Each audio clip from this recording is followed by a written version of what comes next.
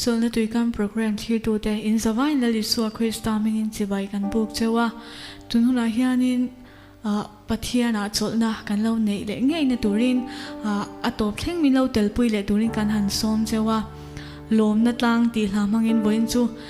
keimani nun cheu la lisua Krista kan da anga keimani thei ang tokin kanom hun chewa pathian fakdu thinlung pu in he program hi kan lo thlir tura kan be se kan ngen tak meu meu chewa episode ma salama po kan lo sai to lalpa lom na te lalpa kan lung oi tlat na awangin keimani hi tharau lama din mun cha kan lo chang thina ni ti kha indu tho thila kan sai ma sale ni ta sela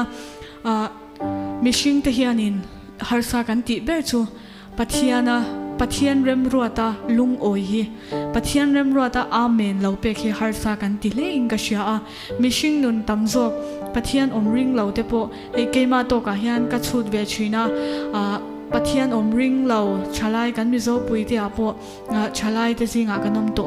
a chen han kom te minon be zeu te kan nei ve ni khang tianga khanin kalo keima an nu na chang le kan han ti da na changa ka mu chwa ve ni ka sha chu lalpa pathian oman rin lo chan chu pathian be seina thuk tak be seina sak takhi an nei ni hyang ka sha chu an be seina le pathian rem ruat dan an chunga lo thenga amen ti an har sa ta wangin pathian hi om lo an ti mai thina ni chu kan nunina har sa ti le sual chwa har sa kan ti ber ni in ka sha ring tu nu na po ni ti ro ke mani chunga lo theng kan pe china chaute nuam kan ti china te kan du thu sam thila chaute he chin thar ka nei ni chu keima bi ka du ang lo taka thila lo thlen po lalpa lom amen lo ti mai hi he mishing takin ka tuma ka zirani chumo ma se khan nun khalo thalu tuka swalina tum chu lalpa rem ruat kan chunga lo theng a cha mo chalawe mo khami manga pathianina vui tura min ange kan thinlunga tu thin tu hi swalania chu swalina tum ve chang ani pathian rem ruat hian atluang pur lawa chavek lawa masilal pa rem ruat na dana chuan he torna phena hian thil in thup om thina he har sat na phena hian thil in thup om thina he mang an na phena hian thil in thup om thina ni ti hi chu lunglu chu hai chuak turin iswa Krista hi chuan min du tak setani amaro chu mishing lam ril ruwa chuan anni lo in zo tai la kan du zong hi mana changa kan dil kan chong try na kan dil kha chan lo ni vek tai la ke mani hi kan lim tak ngem chu kan thil kan dil zong nei tur chuan ke mani lam hian kan dol zo ngem ke mani lam min ena tiro ke mani hi chuan kan in che chiang lo nak tu khuna thil lo om tur hi chiang takin kan soi theilawa a hlo tling don em ti hi kan in shil theilawa kan she hau lawani mishing lam ruwa man nei chumo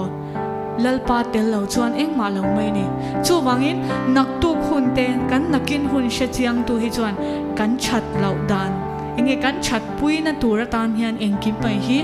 rem ruwa nen min kal pui thin zo kani kan duang tak hian thili theng ta se kan voini hi kan mukherang em ti hi kanin zo tur ni in ka sia no pang pakha chuan anu ni na sui ta nge na ni chumo chuanin anu chuan sui chu pe angen le zela ape le zela ani chuan sui ta ngen chung khan anu khana pe ngem ta chuan top chin na ni anu khan sui kha pek top chin na ni engwange aha tenge theya har sakna siam theini tiro voile khata sui tam taka e chuan atak satana chadon lawani ti annu khana shia a hmanga ilo wang ni lawin a hmanga ina wangin appelo phalani chu wangin nang le ke hian lali suwa Krista mo nena chong train ching na chang chon chong ngei te ponaniang dil kan nei china du kan nei china kan dil china ma se a chen chu chan kan ni a chen chu chan kan ni lawani ta chuan min mangai lo ni ten kan she china midang chu van nei big tata sha na te kan nei ma se ani reng lo min mangai tu pathian hian atok te in kan tak samamo tokin he kan nunina dol zo to chan na hi min pe mai china ni chu isya thiam huna chuan pathian hena hian kan thil dil hi a thon lawa atok te ten kan humai china ni ti hi ishefia in karing pathian a vui thin te pathian om ring lo te hian be se na sang ta kan nei thin be se na chu nei tur ani pathian a chuan mishinga be se na nga lo tur kan ti fo ti ro episode masalama po kan soi fo to ni amaro chu lali suwa Krista kan pathianina aro rel chin ba ka mo thil ke mani lo thleng tura kan phut san lu tu khian kan ta na chaber lawani ke ma po tiang kan zo chin pathianina han du chu kan nei tian headline mu la han kan soyanga hei kan studio hi ram hlun no dania ka om na veng chu republic veng thangani among e me ma ahlani ta chan lir thei hi kala nei lawa kalna tur ka nei shi lawani pathianina hianin kan unawin chongtrain kan dil thina ma se voini thengin pek kalani lo ma chu ta chan chana nei ka voi reng reng lo chan anei ti ka shiani min la pe lo phalani engwange chu ka ta na la chatna china om ti ka shetat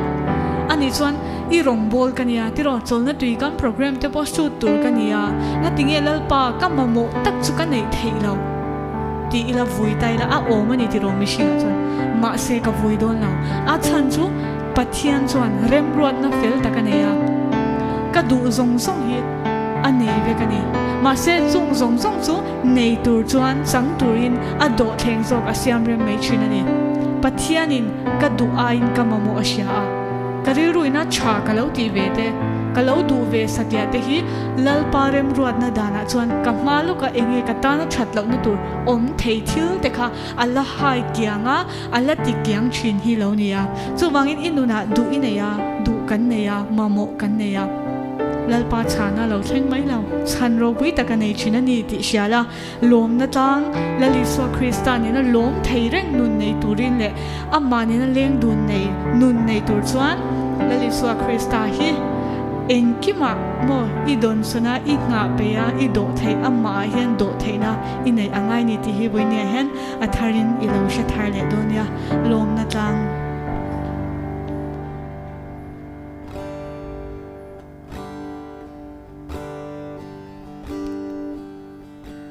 lalpa nangin min sha kanun chu ril zong ne ka hun pu min shwa chin tian mak tak ne min sha treng na hi katana va lu dẫu rằng ôm chuyện mã xe lalpa ka zui ang che ka lalle ka pathia om reng in lo ni e tu nghe she pia zo vang le mi shin phiền na hia a chui phak mo si lo phak to thei se kan wa hey hi ka du sam be ka ta I reng rua ta lung oi ka tu ngai lo lia khati du tin ka dir thin se ma se nang in min sha ka ma mo chau min pe lung oi na tang tho ve bo ruak min hi tir thin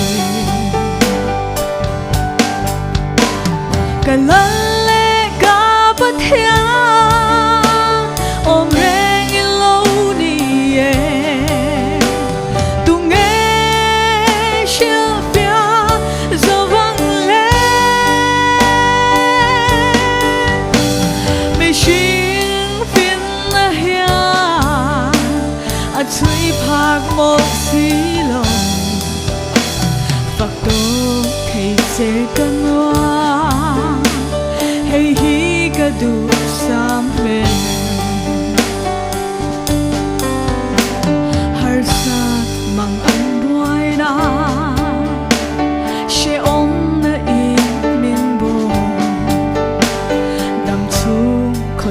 lung khang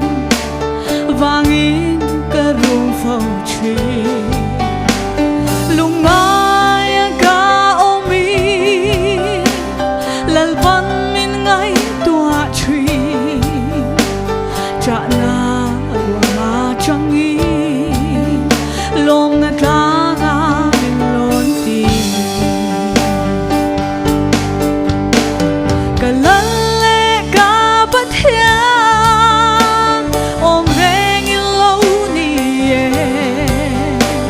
tu nghe siêu pia giờ vang lên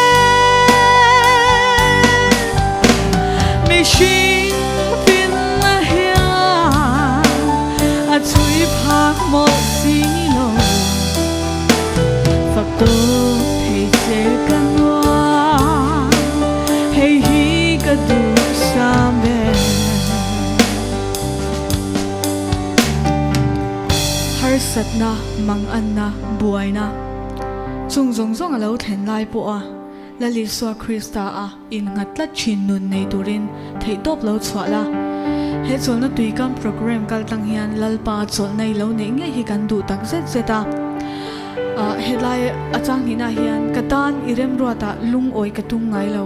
vuin hlira khatin du tin kadir thin che ma se nangin min shia kamamo chok min pe